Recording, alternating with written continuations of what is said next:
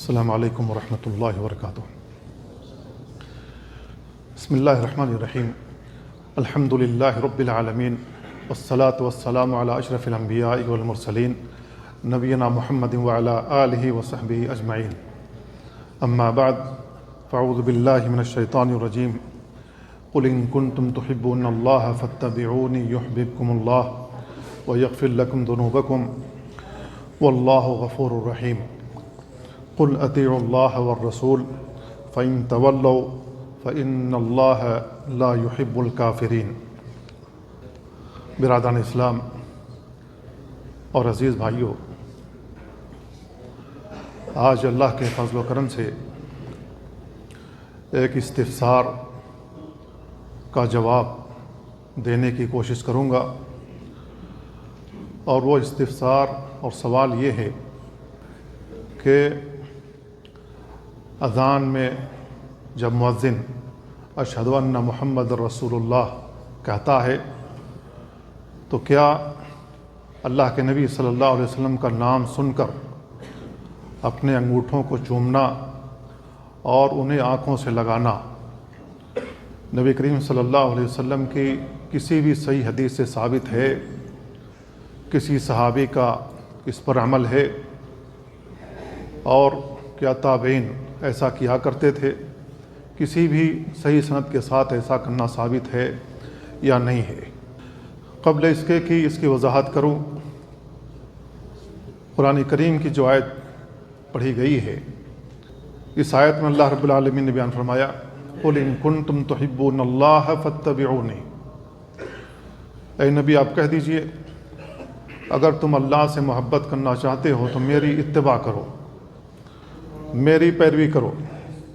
یحببکم اللہ، اللہ تمہیں اپنا محبوب بنا لے گا۔ ویغفر لکم ذنوبکم، اور تمہاری گناہیں معاف کر دے گا۔ واللہ غفور الرحیم، اللہ بخشنے والا رحم کرنے والا ہے۔ قل اطیعوا اللہ والرسول، اے نبی آپ کہہ دیجئے کہ اللہ کی اطاعت کرو اور رسول کی اطاعت کرو۔ فَإِن تَوَلَّوْا، اگر تم پشت پھیر لو، منہ موڑ لو، ان اللہ لا يحب الکافرین، اللہ رب العالمین کفر کرنے والوں کو، کافروں کو پسند نہیں کرتا ہے۔ یہ دو آیتیں ہیں، ان دو آیتوں پر آپ غور کر لیں۔ اللہ رب العالمین کہہ رہا ہے کہ اگر تم اللہ سے محبت کرتے ہو تو رسول کی اتباع کرنی ہوگی، رسول کی پیروی کرنی ہوگی، رسول کے فرمان کے مطابق زندگی گزارنی ہوگی۔ اگر ایسا کرنے لگو گے تو اللہ تم سے محبت کرے گا۔ ایک محبوب دنیا میں جب کسی سے محبت کرتا ہے تو اس کی ہر فرمائش پوری کرتا ہے، جبکہ محبت کرنے والا بہت ہی محدود دائرے میں ہوتا ہے۔ اس کے پاس مال اور اسباب اتنے نہیں ہوتے کہ ہر چیز پوری کر سکے، لیکن حتی المقدور پوری کرنے کی کوشش کرتا ہے، حتیٰ کہ جان بھی نچھاور کر دیتا ہے۔ اللہ رب العالمین تو ہر چیز پر قادر ہے۔ اللہ رب العالمین کے ہاتھ میں ساری کائنات ہے، ساری کائنات کی بادشاہت ہے، ساری کائنات کی ملکیت ہے۔ اللہ رب العالمین جس سے محبت کرنے لگے گا، کیا اللہ رب العالمین اس کی ہر بات پوری نہیں کرے گا؟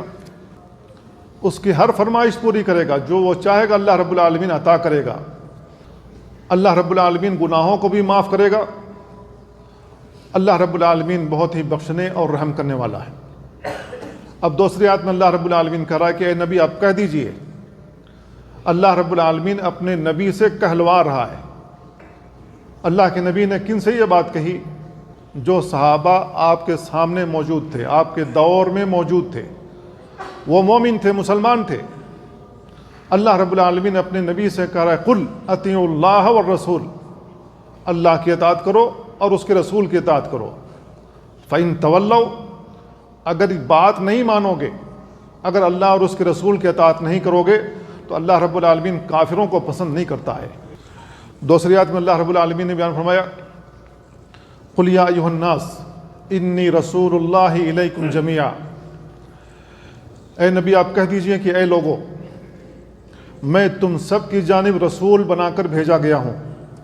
الذی لہ ملک السماوات والارض لا الہ الا ہو، اللہ رب العالمین ہی وہ ذات ہے جس کی ملکیت آسمان و زمین ہے، اور آسمان و زمین میں جو کچھ ہے اللہ کے علاوہ کوئی حقیقی معبود نہیں۔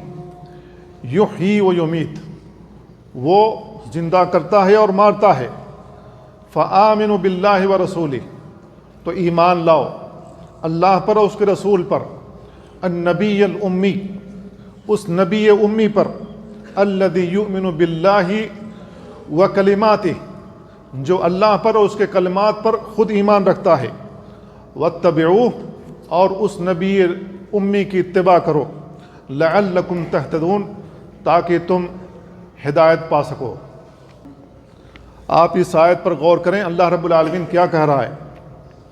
اللہ کے نبی صلی اللہ علیہ وسلم تمام لوگوں کی جانب رسول بنا کر بھیجے گئے، تمام لوگوں کی جانب، مشرق سے لے کر مغرب تک، شمال سے لے کر جنوب تک، جتنے بھی انسان اور جنات ہیں، تمام لوگوں کی جانب آپ اللہ کے رسول بنا کر کے بھیجے گئے۔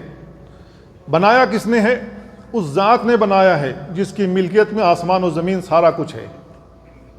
جو کچھ آسمان و زمین میں ہے، آسمان و زمین سمیت آسمان و زمین میں جو کچھ ہے اللہ رب العالمین کی ملکیت ہے، اور اللہ کے علاوہ کوئی بھی حقیقی معبود نہیں ہے۔ عبادت کے لائق اگر کوئی ہستی ہے تو وہ تنہا اللہ رب العالمین ہے۔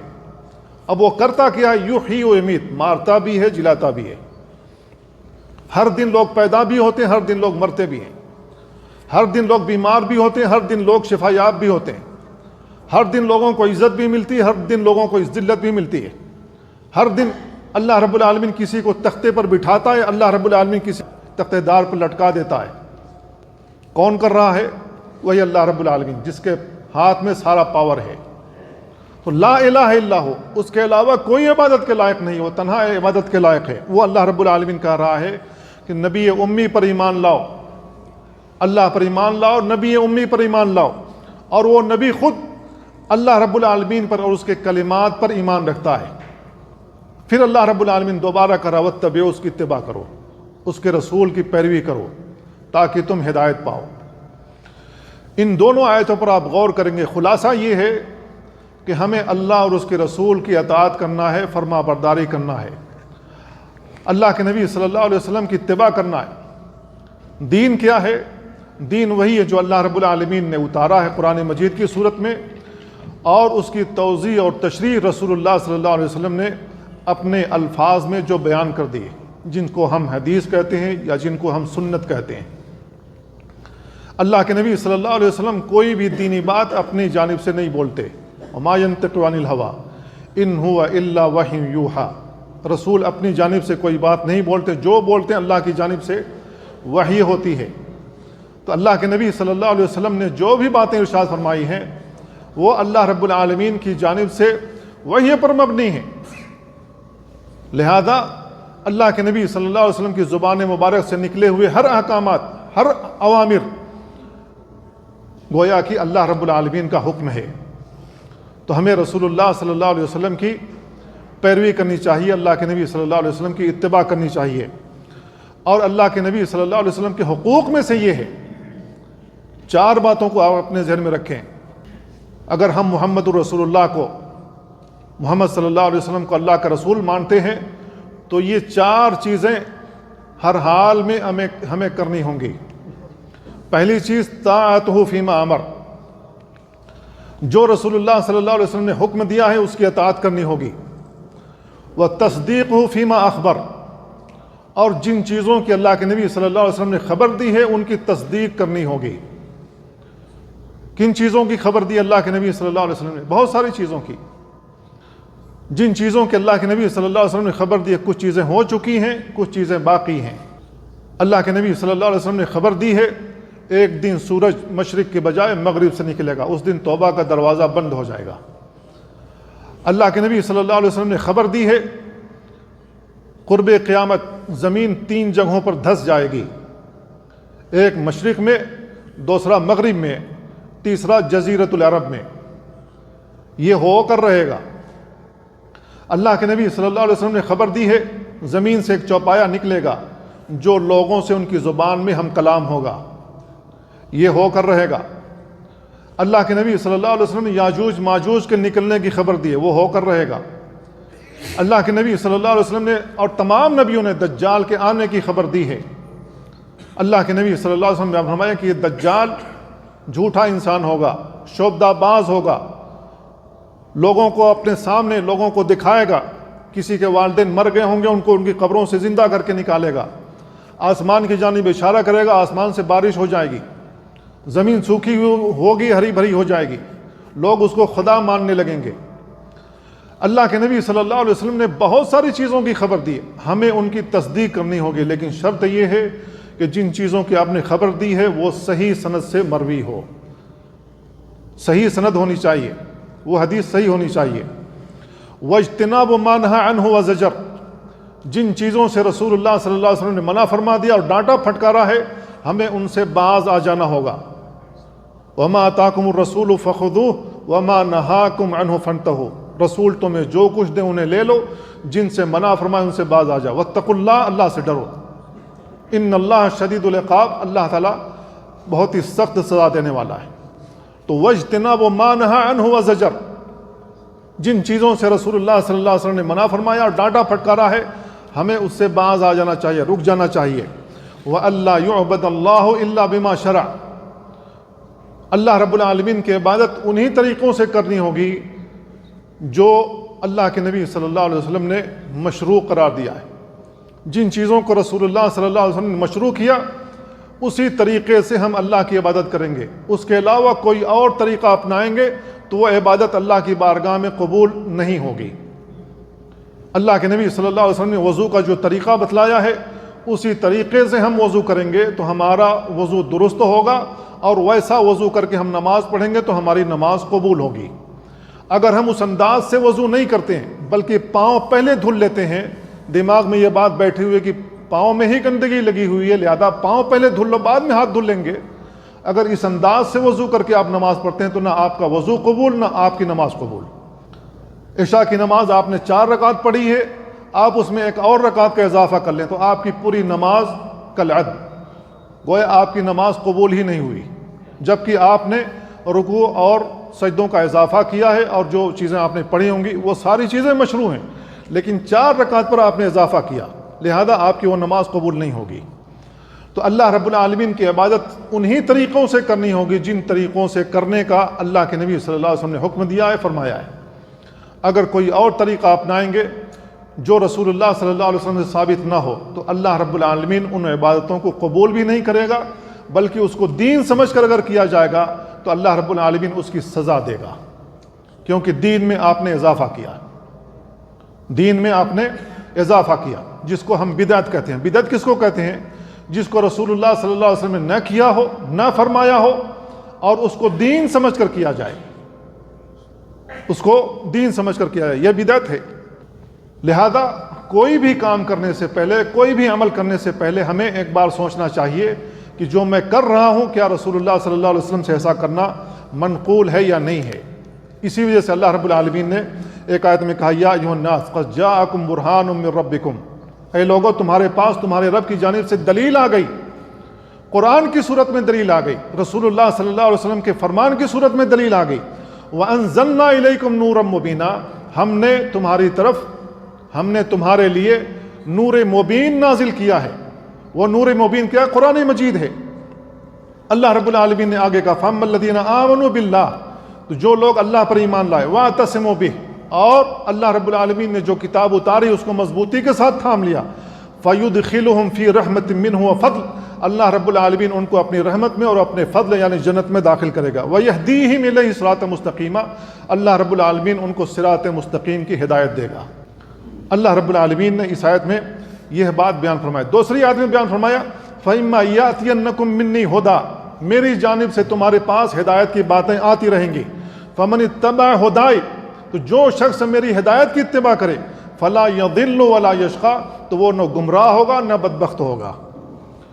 تیسری آیت میں اللہ رب العالمین نے کہا وَلَا تَكُونُوا كَالَّذِينَ تَفَرَّقُوا، تم ان لوگوں کی طرح نہ ہو جاؤ جو تفرقہ بازی کرتے ہیں، جو دین میں اختلاف کرتے ہیں۔ واختلفوا من بعد ما جاءهم البینات، ان کے پاس دلیل آ جانے کے بعد بھی اختلاف کرتے ہیں۔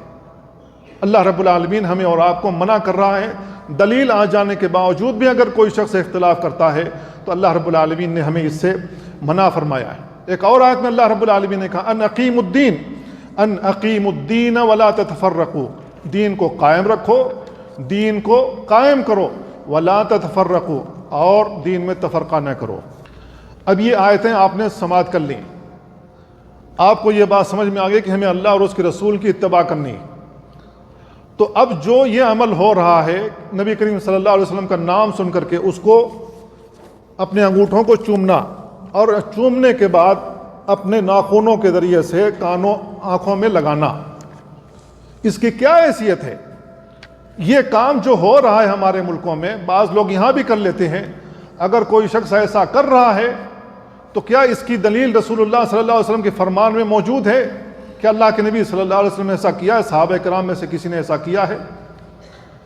اگر دیکھا جائے رسول اللہ صلی اللہ علیہ وسلم کی سنت کو اور آپ کی حدیث کو، یا آپ کے فعل کو، یا آپ کے قول کو، تو اللہ کے نبی صلی اللہ علیہ وسلم کے قول و فعل میں کہیں بھی کوئی بھی دلیل موجود نہیں ہے۔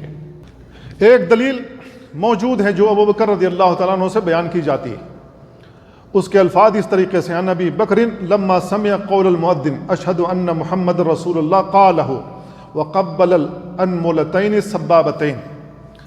ابو بکر رضی اللہ تعالیٰ عنہ سے منقول ہے کہ انہوں نے مؤذن سے یہ الفاظ سنے، اشہد ان محمد رسول اللہ، تو انہوں نے بھی اشہد ان محمد رسول اللہ کہا، وقبل الانملتین السبابتین، اور آپ نے یہ جو شہادت والی انگلی ہے اس کو چوما، ومسح عینیہ، اور ان کو اپنی آنکھ میں لگایا۔ فقال النبی صلی اللہ علیہ وسلم من فعل فعل خلیلی، جو شخص میرے اس دوست کی طرح کرے گا، فقد حلت لہ شفاعتی، تو میری شفاعت اس کے لیے حلال ہوگی۔ یہ ایک روایت بیان کی جاتی ہے، یہ دلیل کے طور پر پیش کی جاتی ہے۔ یہ روایت کہاں پر ہے؟ امام سخاوی نے المقاصد الحسنہ فی الاحادیث المشتہرہ علی الالسنہ میں اس حدیث کو ذکر کیا ہے۔ اس حدیث کو ذکر کرنے کے بعد کہتے ہیں وقال لا یصح، یہ حدیث صحیح نہیں ہے۔ اس کو ملا علی قاری نے بھی ذکر کیا ہے اپنی کتاب المصنوع فی معرفت الحدیث الموضوع، گڑھی ہوئی حدیثوں کی کتاب جو انہوں نے مرتب کی ہے۔ انہوں نے ایک حدیث کی کتاب مرتب کی جس میں گڑھی ہوئی حدیثوں کو ذکر کیا ہے، ان گڑھی ہوئی حدیثوں کے ضمن میں اس حدیث کو بھی ذکر انہوں نے کیا ہے، اور ذکر کرنے کے بعد کہتے ہیں ولا یصح، یہ حدیث صحیح نہیں ہے۔ الامیر مالکی کہتے ہیں، ان کی کتاب ہے النخبۃ البہیہ فی الاحادیث المکذوبہ علی خیر البریہ، اس کتاب میں وہ ذکر کرتے ہیں وقال لا یصح، انہوں نے بھی کہا کہ یہ حدیث صحیح نہیں ہے۔ سعودی عربیہ کی فتاوی لجنہ دائمہ ہے، فتاوی لجنہ دائمہ کمیٹی، جو فتویٰ کمیٹی یہاں کی موجود ہے، اس میں بڑے بڑے علماء مشائخ بیٹھتے ہیں اور فتویٰ دیتے ہیں۔ انہوں نے بھی کہا لا یصح، انہوں نے کہا لا نعلم لہ اصلا، ہم اس حدیث کی کوئی اصل ہی نہیں جانتے، اس حدیث کی کوئی اصل ہو ہمیں علم ہی نہیں ہے۔ گویا کہ جب یہ حدیث صحیح نہیں ہے تو اس کو دلیل کے طور پر کیسے پیش کیا جا سکتا ہے، اور اس حدیث پر ہم عمل کیسے کر سکتے ہیں؟ علامہ البانی نے بھی اس حدیث کو ذکر کیا ہے، جو انہوں نے ضعیف اور موضوع حدیثوں کی جو ترتیب دی ہے، علامہ البانی نے بھی کہا کہ یہ حدیث صحیح نہیں ہے۔ تو میرے بھائیو، ان کے علاوہ دسیوں علماء ہیں جن کا قول موجود ہے کہ یہ حدیث صحیح نہیں ہے۔ جب یہ حدیث صحیح نہیں ہے تو بنیاد اس کو بنا کر کے کہا جائے کہ ابو بکر صدیق رضی اللہ تعالیٰ نے ایسا عمل کیا، لہذا ہمیں صدیق کا عمل پیارا ہے، لہذا ہمیں عمل کرنا چاہیے، تو یہ درست نہیں ہوگا، کیونکہ کوئی بھی عمل کو بنیاد بنانے سے پہلے، کسی بھی دلیل کو بنیاد بنانے سے پہلے دیکھا یہ جاتا ہے کہ وہ دلیل صحیح بھی ہے یا صحیح نہیں ہے۔ آپ کورٹ کچہری میں جاتے ہیں، دلیلیں دیکھی جاتی ہیں، سنی جاتی ہیں، نہیں سنی جاتی ہیں۔ جو جج بیٹھا ہوتا ہے وہ پرکھتا یا نہیں پرکھتا کہ جو دلیل دے رہا ہے دلیل صحیح ہے یا صحیح نہیں ہے، پھر اس کے بعد جج فیصلہ کرتا ہے۔ اسی طریقے سے احادیث کی کتابوں میں بھی ہر حال میں ہمیں احادیث کی کتابوں میں دیکھنا ہوگا، اور یہ دیکھنا ہوگا کہ محدثین کرام نے اس حدیث کے سلسلے میں کیا کہا ہے۔ دوسری حدیث جو پیش کی جاتی ہے وہ خضر علیہ السلام کے تعلق سے پیش کی جاتی ہے۔ عن الخضر علیہ السلام انہ قال من قال حين يسمع المؤذن يقول اشهد ان محمد رسول الله مرحبا بحبيبي وقرة عين محمد بن عبد الله ثم يقبل ابهاميه ويجعلهما على عينيه لم يعمي ولم يرمد ابدا. امام سخاوی نے اس کو بھی المقاصد الحسنہ میں ذکر کیا ہے اور کہا کہ لا یصح، یہ حدیث صحیح نہیں ہے، فیہ مجاہیل مع انقطاعہ، اس کے اندر بہت سارے مجہول راوی ہیں اور سندوں کے درمیان انقطاع موجود ہے. اب اس حدیث میں کیا کہا جا رہا ہے؟ خضر علیہ السلام، کس نے دیکھا ہے خضر علیہ السلام کو؟ کون روایت کر رہا ہے؟ روایت کرنے والا ان سے کون ہے؟ کیا خضر علیہ السلام ابھی بھی موجود ہیں، لوگوں سے ملاقاتیں کرتے ہیں؟ یہ ایک معمہ بنا ہوا صوفیوں کے درمیان. صوفی اپنی بات دلوں سے دلوں میں ٹرانسفر کر دیتے ہیں. جیسے آج وائی فائی کا نظام ہے، ہم موبائل سے ایک دوسرے کو اپنا ڈیٹا بھی ٹرانسفر کرتے ہیں، اپنی معلومات بھی ٹرانسفر کرتے ہیں، ویسے صوفیوں کے درمیان ان کے دل کی بات دلوں میں ٹرانسفر ہوتی ہے. اور صوفی جب ایک مرحلے میں پہنچ جاتے ہیں، کہتے ہیں خضر علیہ السلام سے ہماری ملاقات ہوئی. جھوٹ بولتے ہیں.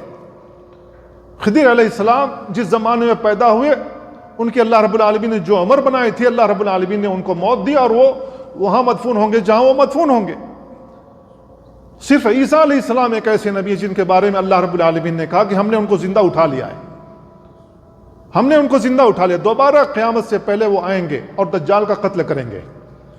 ان کے علاوہ کسی نبی کے بارے میں اللہ رب العالمین نے یا ان کے رسولوں نے خبر نہیں دی ہے کہ وہ شخص زندہ ہو اور وہ قیامت تک زندہ ہی رہے اور وہ لوگوں سے بیان بھی کرتا پھرے. اس حدیث میں خضر علیہ السلام کے تعلق سے بیان کیا جا رہا ہے کہ جو شخص اذان کے کلمات سنتا ہے اور اس میں محمد رسول اللہ جو لفظ آتا ہے اس کو سن کر کے کہتا ہے مرحبا بحبیبی وقرۃ عینی، میری آنکھوں کی ٹھنڈک میرے محبوب کے لیے مرحبا کے الفاظ کہتا ہے اللہ کے نبی صلی اللہ علیہ وسلم کے نام سن کر کے، پھر اپنے انگوٹھوں کو چومتا ہے، بوسہ لیتا ہے، پھر اس کو اپنی آنکھوں میں لگاتا ہے. کہتے ہیں لم یعمی، وہ کبھی اندھا نہیں ہوگا، ولم یرمد ابداً، اور اس کی کبھی آنکھ آئے گی نہیں، کبھی آنکھ میں سوجن نہیں ہوگی. یہ خضر علیہ السلام نے کسی کو خبر دی. کس کو خبر دی؟ راوی کون ہے، ان سے روایت کرنے والا کون ہے، کچھ پتہ نہیں ہے، لیکن یہ روایت بیان کی جاتی ہے. تو میرے بھائیو، ایسی جھوٹی حدیث جس کے بارے میں جس محدث نے اس کو اپنی کتاب میں ذکر کیا ہے، انہوں نے خود ہی کہا کہ لا یصح، یہ حدیث صحیح نہیں ہے، اس میں انقطاع ہے، راویوں کے درمیان انقطاع ہے اور اس کے اندر مجہول راوی موجود ہیں. تیسری روایت بھی بیان کی جاتی ہے، اور ایک تیسری روایت یہ ہے جس کے الفاظ یہ ہیں روی عن النبی صلی اللہ علیہ وسلم، نبی صلی اللہ علیہ وسلم سے روایت کیا گیا ہے. کون روایت کرنے والا ہے؟ صحابی کون ہے؟ تابعی کون ہے؟ تبع تابعی کون ہے؟ کس محدث نے اس کو روایت کیا؟ کچھ پتہ نہیں. روی عن النبی، نبی صلی اللہ علیہ وسلم سے روایت کیا جاتا ہے کہ جس نے میرا نام سنا اذان کے کلمات سن کر کے، جس نے میرا نام سنا اذان میں اور اپنے انگوٹھوں کو اپنی آنکھوں میں لگایا، تو میں قیامت کے دن اس کو صفوں میں تلاش کروں گا اور اس کا ہاتھ پکڑ کر کے جنت میں لے جاؤں گا. اب اس کا راوی پتہ نہیں کون صحابی ہے، تابعی کون ہے، تبع تابعی کون ہے. روی عن النبی یہ بھی المقاصد الحسنہ میں ذکر کی گئی ہے، اور اس کے بارے میں وہ ذکر کرتے ہیں لیس لہا اثر ولا رسم لا اصل لہ، اس حدیث کی کوئی اصل ہی نہیں ہے، نہ اس کا کوئی سر ہے نہ اس کا کوئی پیر ہے.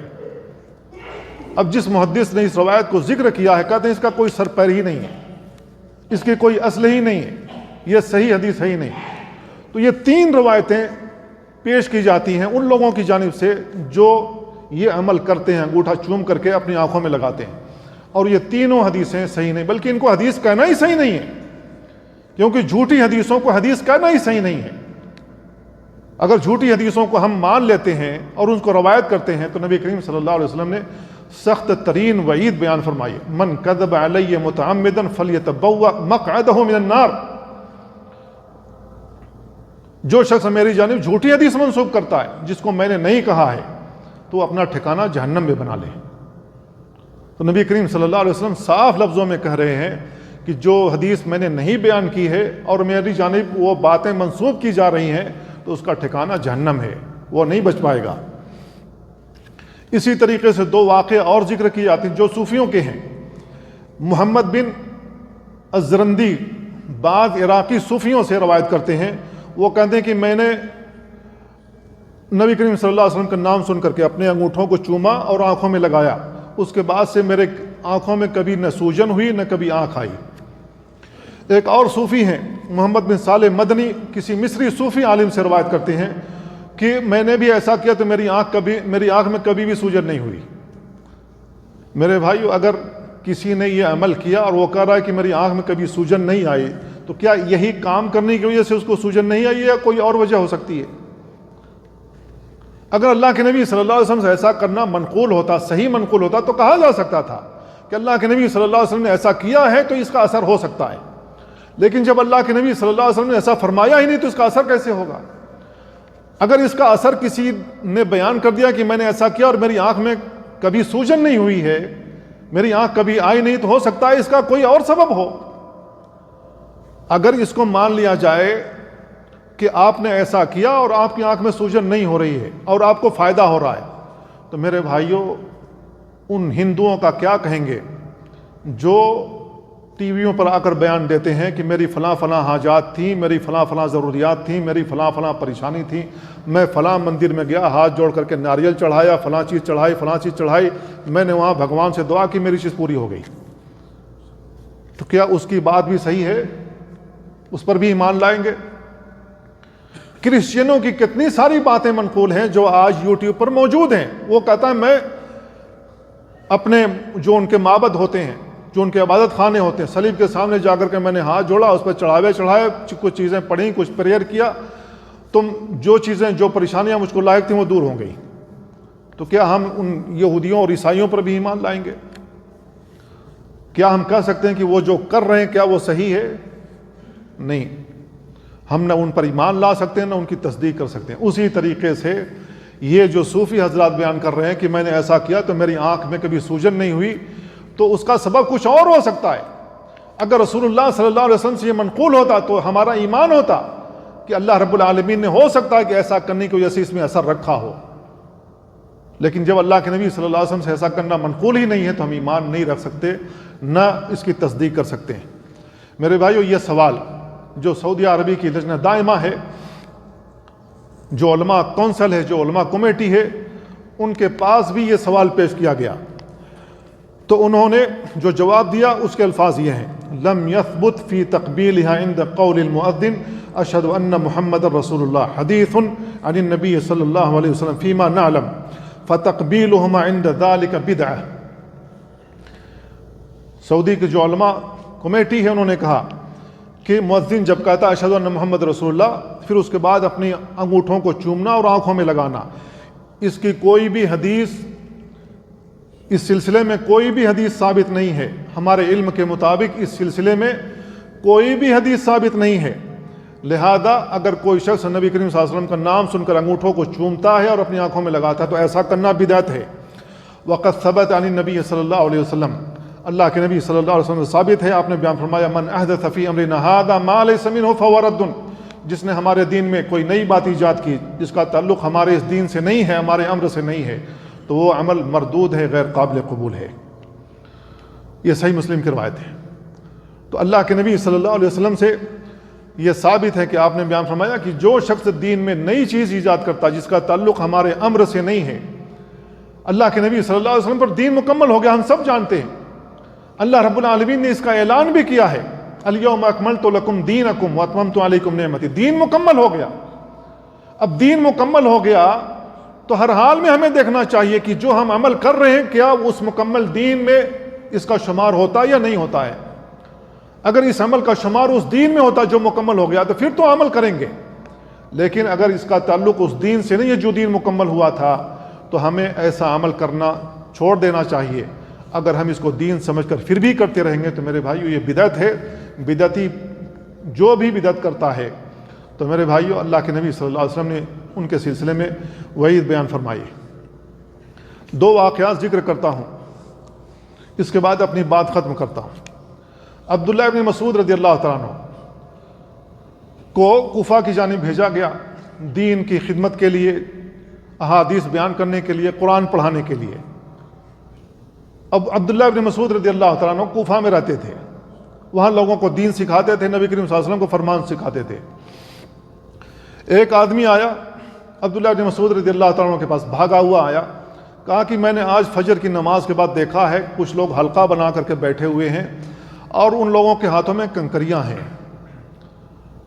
ایک آدمی ان میں استاد بنا ہوا ہے، وہ کہتا ہے 100 مرتبہ سبحان اللہ کہو، 100 مرتبہ الحمدللہ کہو، 100 مرتبہ اللہ اکبر کہو، تو وہ 100 مرتبہ کنکری پر یہ تسبیح گن رہے ہیں۔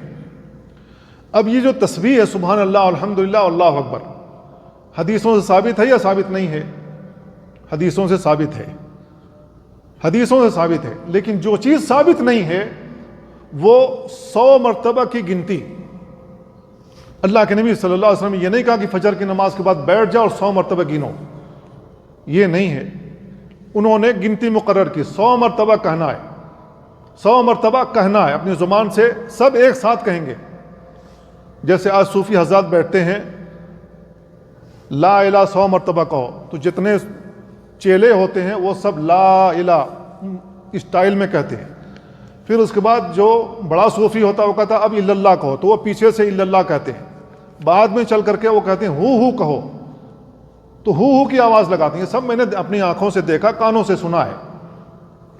تو عبداللہ بن مسعود رضی اللہ عنہ کے زمانے میں ایسا لوگ کر رہے تھے کوفہ کی جامع مسجد میں۔ عبداللہ بن مسعود رضی اللہ عنہ بھاگے ہوئے وہاں گئے، وہاں جانے کے بعد کہتے ہیں کہ اللہ کے نبی صلی اللہ علیہ وسلم کے جو کپڑے تھے، جو آپ کپڑے پہنتے تھے، وہ ابھی بوسیدہ نہیں ہوئے، پھٹے نہیں ہیں، سڑ نہیں گئے ہیں، جن برتنوں میں رسول اللہ صلی اللہ علیہ وسلم پانی پیتے تھے وہ برتن ابھی ٹوٹے نہیں ہیں، آپ کا ابھی گھر موجود ہے، آپ کے تربیت کیے ہوئے صحابہ بھی زندہ موجود ہیں، اور ان کی موجودگی میں تم نے ابھی سے بدعت ایجاد کر رکھی ہے۔ لوگوں نے کہا کہ عبداللہ بن مسعود ہم تو تسبیح پڑھ رہے ہیں، کون سا غلط کام کر رہے ہیں؟ انہوں نے کہا کہ جو طریقہ تم نے اپنایا وہ یہ طریقہ صحیح نہیں ہے۔ ایک آدمی کہے سبحان اللہ، سب کہیں ایک ساتھ سبحان اللہ، 100 مرتبہ سب کو کہنا ہے، یہ نہیں ہے۔ اگر آپ کو تسبیح پڑھنی ہے آپ فردن تسبیح پڑھیے، جتنا مرضی ہو تسبیح پڑھتے رہیے، کوئی حرج نہیں ہے۔ 100 کی گنتی کیوں مقرر کی؟ ایک آدمی کہتا ہے سبحان اللہ، آپ کہتے ہیں اس کے پیچھے سبحان اللہ، یہ جو طریقہ آپ نے ایجاد کیا وہ یہ طریقہ صحیح نہیں ہے۔ امام مالک رحمہ اللہ کے زمانے میں ایک آدمی نے امام مالک رحمہ اللہ سے سوال کر دیا، اے امام میں چاہتا ہوں کہ میں عمرہ کرنا چاہتا ہوں، حج کرنا چاہتا ہوں، تو میں چاہتا ہوں اپنا احرام مسجد نبوی سے باندھوں، تو کیا میرا ایسا کرنا صحیح ہے یا صحیح نہیں ہے؟ امام مالک رحمہ اللہ نے اس کا جواب دیا۔ امام مالک رحمہ اللہ نے کہا کہ نبی کریم صلی اللہ علیہ وسلم نے جب عمرہ کیا ہے، حج کیا ہے، تو آپ نے ذوالحلیفہ سے احرام باندھا ہے۔ اللہ کے نبی صلی اللہ علیہ وسلم نے خانہ کعبہ کے چاروں طرف میقات مقرر کیے، اور آپ نے بیان فرمایا ہن لہن لمن اتی علیہن من غیر اہلہن۔ اب جو بھی اس دائرے سے باہر لوگ رہتے ہیں ہر حال میں ان میقات سے گزرنا ہوگا، وہیں احرام باندھنا ہوگا، احرام باندھ کر کے مکہ کے لیے عمرہ یا حج کے لیے جانا ہوگا۔ امام مالک نے کہا سنت یہ ہے، اللہ کے نبی صلی اللہ علیہ وسلم نے ایسا کیا ہے، لہذا سنت کے مطابق ذوالحلیفہ سے احرام باندھو۔ انہوں نے کہا کہ مسجد نبوی کی تو فضیلت ہے، اس میں ایک نماز کا ثواب بہت زیادہ ہے، خانہ کعبہ کے بعد سب سے زیادہ جو ثواب ملتا ہے وہ مسجد نبوی کا ہے، میں یہاں سے احرام باندھ لیتا ہوں تو اس میں حرج کیا ہے؟ چند میل پہلے ہی میں نے 7 کلومیٹر 6 کلومیٹر پہلے میں نے باندھ دیا، تو اس میں حرج کیا ہے؟ امام مالک رحمہ اللہ نے کہا کہ اس میں حرج کی بات یہ ہے کہ تم سمجھتے ہو کہ تم وہ فضیلت حاصل کر لو گے جو فضیلت رسول اللہ صلی اللہ علیہ وسلم نہیں حاصل کر سکے۔ کیا تم یہ بتانا چاہتے ہو کہ رسول اللہ صلی اللہ علیہ وسلم کو یہ فضیلت نہیں معلوم تھی، تمہیں معلوم ہو گئی ہے؟ اللہ کے نبی صلی اللہ علیہ وسلم کی یہ فضیلت نہیں معلوم تھی؟ اگر اللہ کے نبی صلی اللہ علیہ وسلم کی یہ فضیلت معلوم تھی تو اللہ کے نبی خود وہیں سے احرام باندھتے، مسجد نبوی سے ذوالحلیفہ کیوں جاتے؟ کیا تم یہ کہنا چاہتے ہو کہ جو چیز تمہیں معلوم ہوگی رسول اللہ صلی اللہ علیہ وسلم کو معلوم نہیں تھی؟ اور اخیر میں انہوں نے جو الفاظ کہے تھے فما لم یکن یومئذ دینا فلیس اليوم بدین، جو رسول اللہ صلی اللہ علیہ وسلم کے زمانے میں دین نہیں تھا وہ آج بھی دین نہیں ہوگا۔ دین کیا ہے؟ میقات سے احرام باندھو، پہلے نہیں، یہ دین ہے۔ اب کوئی کہتا ہے کہ اس میں حرج کیا ہے، تو حرج یہ ہے کہ جو رسول اللہ صلی اللہ علیہ وسلم کے زمانے میں دین نہیں تھا آج بھی دین نہیں ہوگا، یہ حرج ہے۔ اگر کوئی شخص کہتا نہیں اس پر عمل کرنے سے حرج کیا ہے، تو یہی کہا جائے گا کہ حرج یہ ہے کہ تم رسول اللہ صلی اللہ علیہ وسلم کے مقرر کردہ چیزوں سے آگے بڑھ رہے ہو، رسول اللہ صلی اللہ علیہ وسلم کی بتائی ہوئی تعلیمات سے تم آگے بڑھ رہے ہو، اور اللہ رب العالمین کہا لا تقدموا بین یدی اللہ ورسولہ، اللہ اور اس کے رسول سے آگے نہیں بڑھنا ہے۔ تو میرے بھائی دین کی پابندی کرنی ہوگی۔ یہ چند اصول ہیں جنہیں ہم اپنے ذہن میں رکھیں، اور کوئی بھی عمل کرنے سے پہلے ایک بار سوچ لیں، ایک بار تحقیق کر لیں، ایک بار غور کر لیں کیا ایسا کرنا رسول اللہ صلی اللہ علیہ وسلم سے صحیح حدیثوں سے منقول ہے یا منقول نہیں ہے۔ اگر صحیح حدیثوں کے مطابق ہمارا عمل ہے، اللہ رب العالمین ہمارا عمل قبول فرمائے گا۔